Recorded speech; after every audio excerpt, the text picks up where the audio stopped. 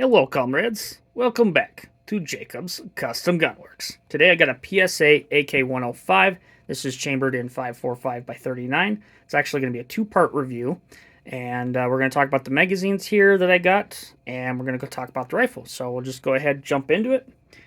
So barrel length on this gun is 12.5 inches, and because of this goofy muzzle device, which you have to have because this AK105 does have a full-length stock, it brings the overall length of the barrel to 16.2 inches, according to PSA. Reason why it's got to be on there and goofy like that is because of SBR laws, which hopefully go away here very soon.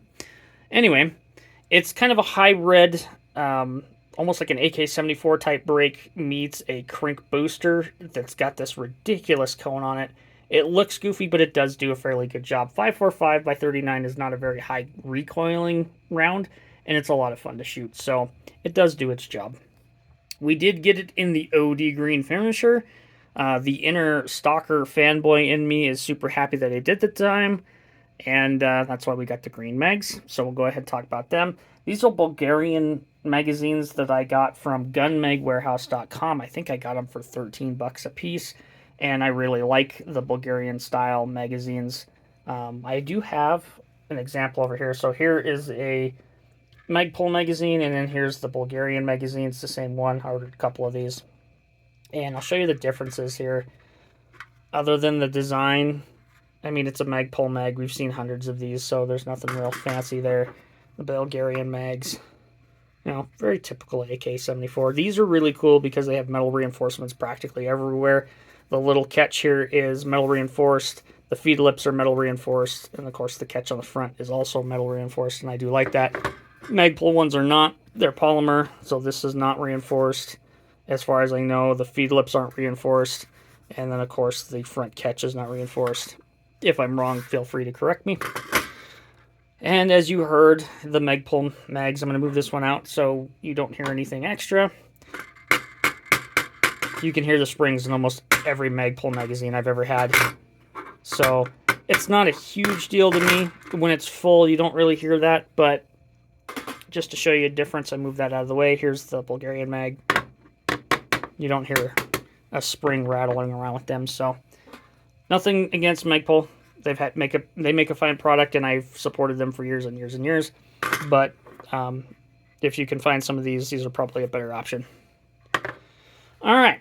Inside, I did get a KNS piston in this one. I am kind of prepping this to be suppressed at some point in its life, so I went ahead and did that actually in the early stages of its life. I don't remember the number that's on there, but I believe KNS listed on their website, and they do say PSA 105 or PSA 101, so that's what you're looking for. The enhanced mag catch, the safety selector, I did put that on there. I do like the U-shape cutout here. These just makes the gun working on. If you need to clear it, you can lock it back, which is really neat. So I do like that. Trigger I did switch out. This was a little bit different. This is a nickel boron polished one. I got it from PSA years ago, and it just made that trigger quite a bit more predictable. So went ahead with that. Like I say, admittedly, I don't have a ton of rounds for it because of course, the ammunition shortage. But it did make this gun so much nicer than it was. I haven't changed any of the furniture out. I really like the OD green, and I probably won't.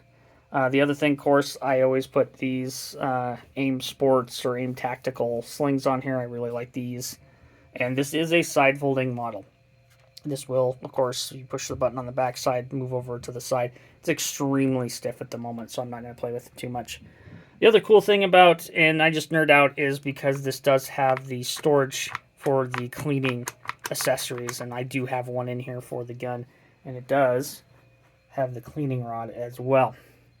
Optic-wise, we have the Holosun HE403R-GR, of course for green, just a red dot, it's a 1x. I really like it. I was kind of torn between putting a prism scope on here and a red dot, and I chose the red dot because I had it laying around, and it's worked great. I'm probably not going to change it on, but if I decide to in the future, it's there. The UTG scope mounts, we've talked about these in the past. They work just fine. In fact, let's see if we can flip this bad boy. There we go. So there's the UTG mount. I've never used this other side. If you wanted to use a laser designator or something, I suppose you could, but I've never used that other side.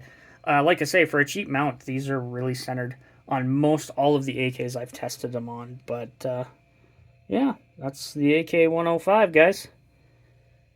If you're looking for something in an AK-74 platform or that 5.45 caliber, there you go. Until next time, comrades.